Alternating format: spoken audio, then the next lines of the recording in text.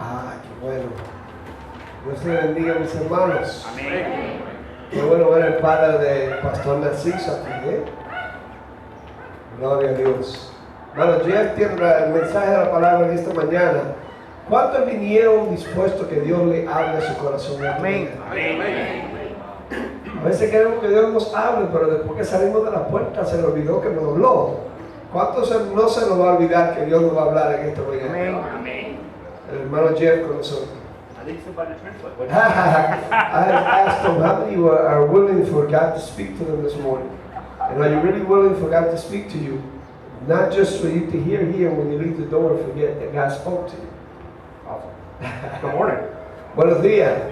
It's great to be here, and it's always great to be back in the Dominican Republic. It seems like it's home in many ways. Qué bueno estar aquí, qué bueno estar en la República Dominicana. Y en muchas maneras se ve como que me siento estar en mi casa. Amén. And I want to thank you, Narciso, for sharing your pulpit with me today and not really asking what I'm going to speak on or just trusting me. Gracias, Pastor Narciso, por compartir su púlpito. Ni siquiera me preguntó qué yo iba a predicar, simplemente confió en mí. Gracias, Pastor. Amén. It's always an honor to get to share God's word and to trust, for you to trust your flock to me. I appreciate that. Siempre es un honor confiar en Dios y permitir que usted confiara en mí para hablarle a sus ovejas. Gracias, lo agradezco. Gloria a Dios. I did ask Narciso how long he normally preaches, and he says, oh, about 2 hours, but you take as long as you want. So. Sí le pregunté al pastor qué tiempo debo predicar y él me dijo, como 2 horas, pero toma el tiempo que tú quieras. Maybe 3 will work. Tal vez 3 horas y yo termine. En 3 horas. Le dejaremos el candado. They're going to leave you the lock and the keys and you lock the church. Well, you may do that today. Probablemente eso es lo que tenga que hacer, dejarme la llave y el candado. But as I was sitting there listening to the songs, I was thinking, you know, I'm really nervous because Narciso normally preaches to these people, and he's a really great preacher, and I'm not a great preacher like Narciso is. So. Mientras yo escuchaba la adoración, la alabanza, empecé a ponerme nervioso allí sentado porque yo decía, Pastor Narciso que le predica aquí todos los domingos, y él es un gran predicador, yo no soy un gran predicador, y me puse nervioso. But let's open with prayer this morning. Pero vamos a orar.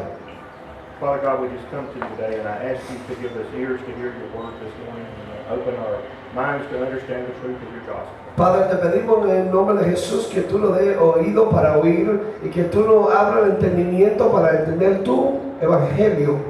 Open our eyes to see your glory.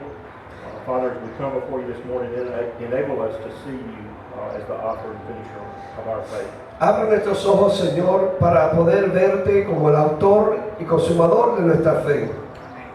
Father God, I just ask you to use this message to give each person here today an understanding, to give us application in our own hearts, that we would be able to apply this teaching to our lives. Señor, yo te pido que en esta mañana tú nos permitas, Dios, darnos entendimiento para que cada persona escuche, entienda y pueda aplicar este mensaje y que lo entendamos en nuestros corazones. Father, I just pray that your Son will be glorified this morning and lifted up, and that nothing I say will be contrary to your word. Y yo te pido, Señor, que tu Hijo sea exaltado y que nada de lo que yo diga sea contrario a tu palabra. Amen. Amén. This morning our text is going to come from Luke chapter 15.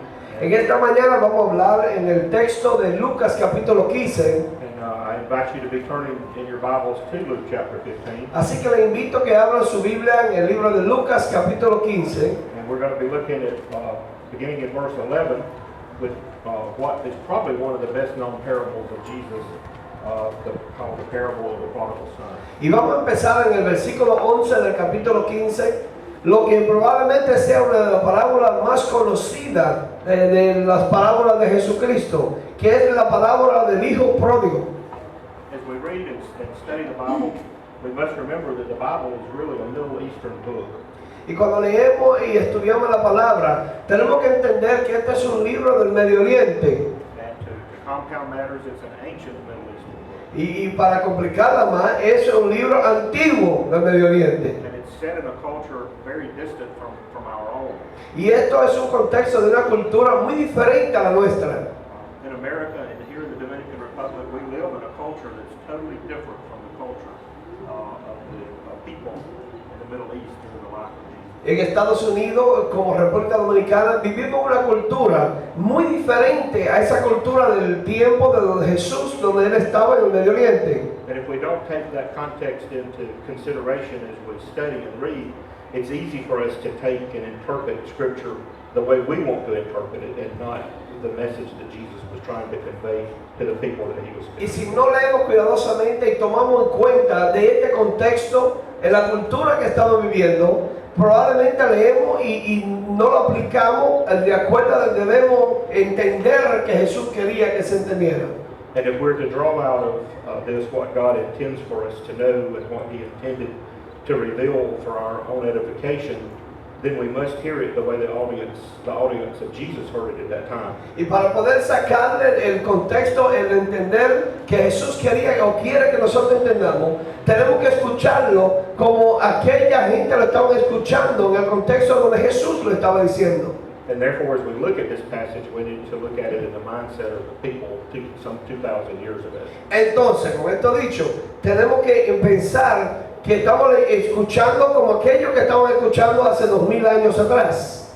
And we must always remember that whatever the Bible meant to the people then, to whom it was written, it means the same thing to us today. También tenemos que recordar que la Biblia fue escrita para que y significaba para aquellos en ese entonces lo mismo que significa para nosotros hoy en día.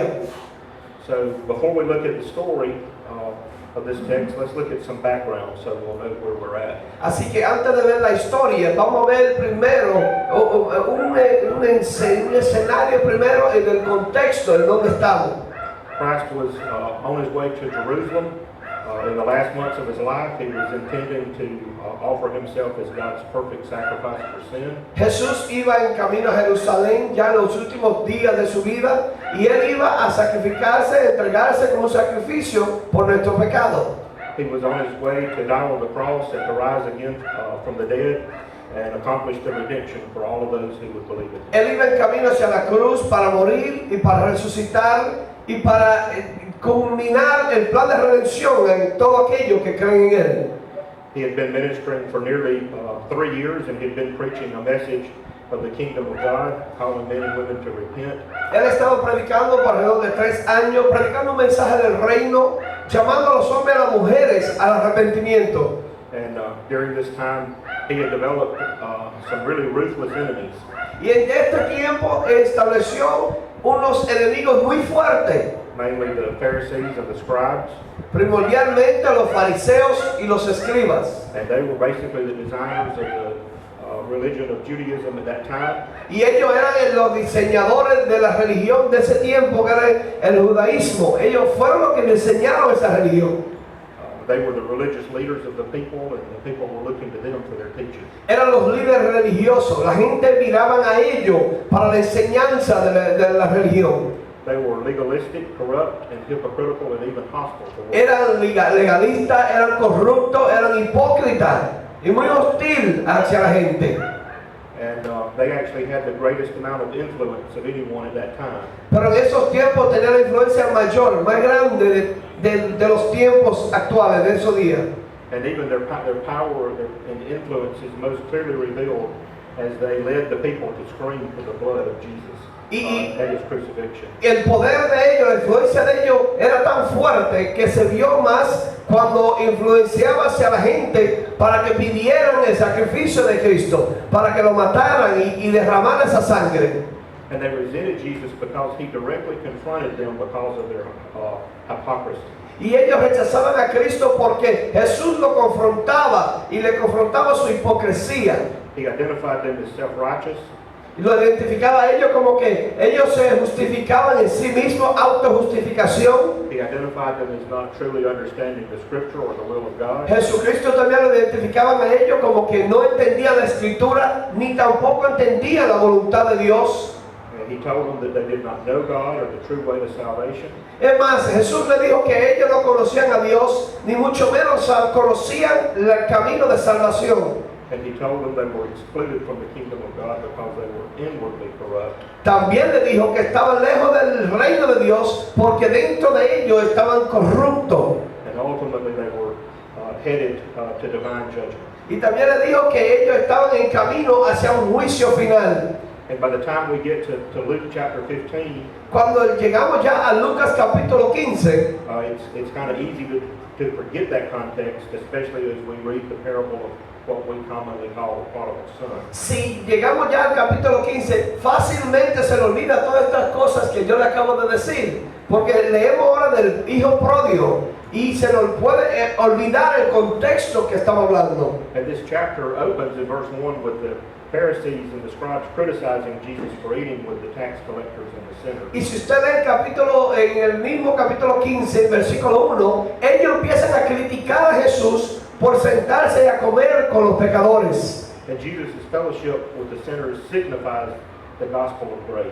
Pero Jesús sentarse con los pecadores, con aquellos que están fuera del reino, eso significa el evangelio de gracia.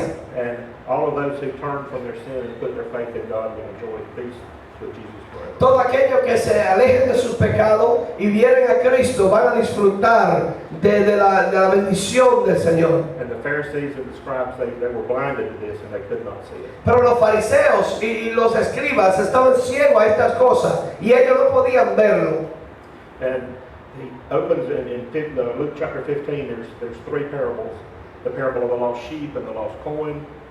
Aquí en el capítulo 15 hay tres parábolas: la parábola de la oveja perdida, la parábola de la moneda perdida. And the third parable is what I'm going to call, what we'll look at today, is the parable of two lost sons and a prodigal father. Entonces, la tercera es lo que vamos a hablar hoy. Es la parábola de lo que yo llamo de los dos hijos perdidos o pródigos, los dos hijos perdidos y el padre pródigo.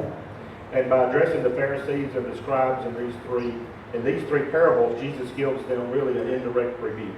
Y lo que Jesús está haciendo con estas tres parábolas hacia los fariseos y los escribas es reprendiéndolos directamente. He challenges their understanding through these parables. Él está desafiando, lo está retando a ellos a que entiendan a través de estas parábolas, So that they can understand the love of God and see themselves in the self-righteousness of the older son. para que ellos puedan entender el amor de Dios y puedan ver que no había nada justo dentro de este joven, el hijo mayor de los dos. And this brings us up to our focal passages, which is verses 11 through 32 is what we'll be looking at. Ahora sí venimos al capítulo 15, versículo 11 al 32. Ahora nos enfocamos del 11 al 32. And everybody knows a little bit about this story. Y cada uno de ustedes sabe un poco sobre esta historia. And we tend to focus on what's called the prodigal son. Y muchas veces nos enfocamos en el hijo pródigo, The younger son that rebels and leaves home. el jovencito que se revela y se aleja de la casa. But that's really just 1/3 of the story. Pero eso es una tercera parte de la historia. This younger son lives in open iniquity and immorality and in disregard for the cultural standards, doing only what he wants to do. Ese jovencito vive una vida de inmoralidad, opuesto a los estándares de esos tiempos, hacer cosas que él quería hacer.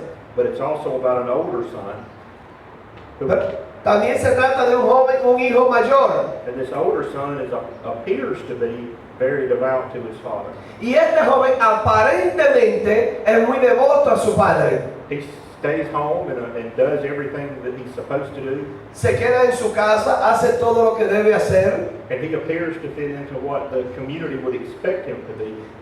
Y aparentemente él encaja en lo que la comunidad quiere o espera de él. And it seems to be that he performs even admirably. Y aparentemente también él actúa de una forma admirable. One would be what we would call what we would be classically considered a bad son, and the other would be considered a good son. En otras palabras, uno es como nosotros le llamaríamos el hijo malo y el otro es el hijo bueno. But in the middle, we find the father, Pero en el medio de ambos encontramos al padre, touching both of their lives in an amazing way. tocando ambas vidas en una manera sorprendente. So as we come to the text here in verses 11 through 32, Entonces cuando llegamos aquí al texto del 11 al 32, I'm going to ask Tony to just read those to you. Le voy a pedir a Tony que le lea la parábola If you would read those along as Tony reads those, read along in your Bible. y ustedes sigan ahí en sus Biblias mientras Tony lo lee. And out of reverence for the Word of God, please stand for the reading of God's Word. Y en reverencia a la palabra vamos a ponerlo de pie y ustedes sigan conmigo. Lucas capítulo 5 versículo 11 al 32 dice lo siguiente. También dijo, un hombre tenía 2 hijos y el